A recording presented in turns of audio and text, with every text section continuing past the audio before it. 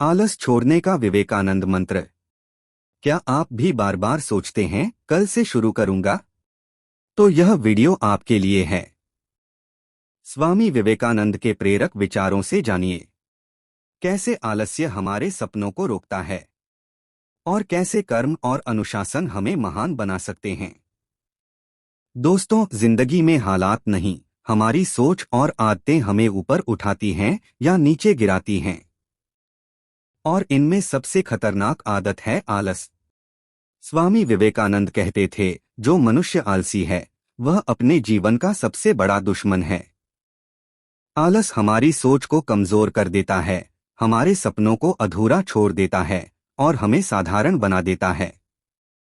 सोचिए, सूरज रोज सुबह समय पर उगता है। अगर वह भी आलस करता तो पूरी प्रकृति का संतुलन बिगड़ जाता। इसी तरह अगर हम सुबह देर तक सोते रहें, टालमटोल करें, काम को कल पर छोड़ दें, तो हमारा जीवन भी असंतुलित हो जाता है।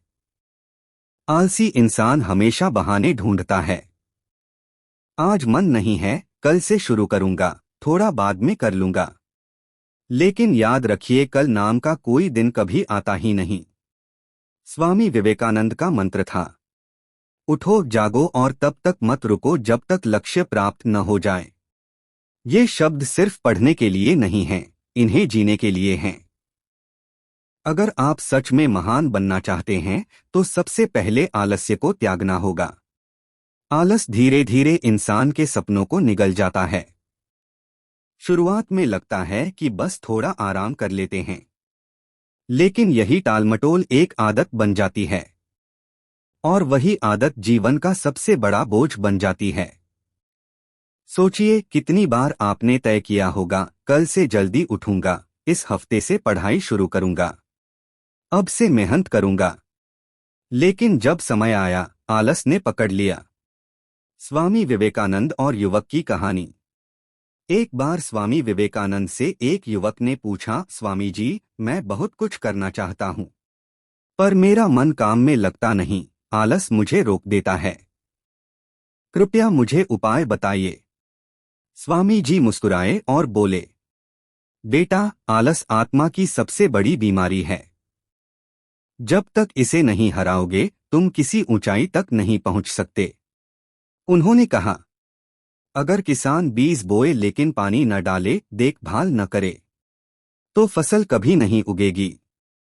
इसी तरह तुम्हारे अंदर भी महान बनने के बीज हैं, लेकिन आलस उन्हें उगने नहीं देता।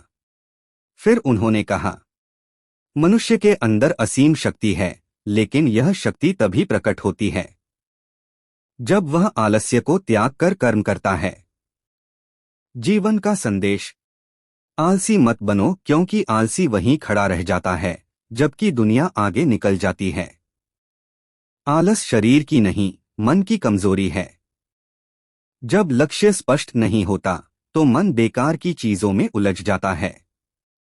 जितना ज्यादा आराम करते हैं उतना ही शरीर उसी की मांग करता है।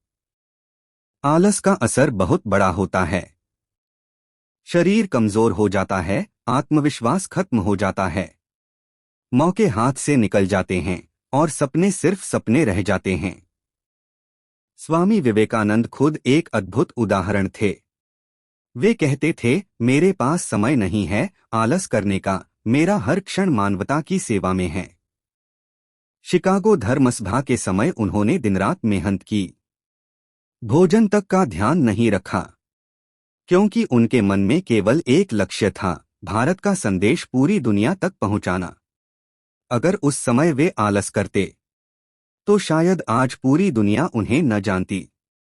एक बार रेल यात्रा के दौरान कुछ युवक समय बर्बाद कर रहे थे।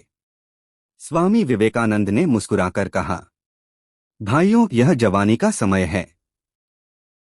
अगर इसे आलस और मजाक में गवा दोगे तो आगे जीवन तुम्हें पछतावा ही देगा। युवावस्था वही समय है जब इंसान को अपने सपनों के लिए जलना चाहिए, थकना नहीं। अंतिम संदेश। अगर आपको स्वामी विवेकानंद के ये प्रेरणादायक विचार पसंद आए हों तो वीडियो को लाइक करें, अपने दोस्तों के साथ शेयर करें और चैनल स्टोरीज ऑफ स्ट्रेंथ 15 को सब्सक्राइब करना न भूलें। आपका दिन शुभ हो। और याद रखिए, सफलता उन्हीं को मिलती है जो आलस को हराकर कर्म करते हैं।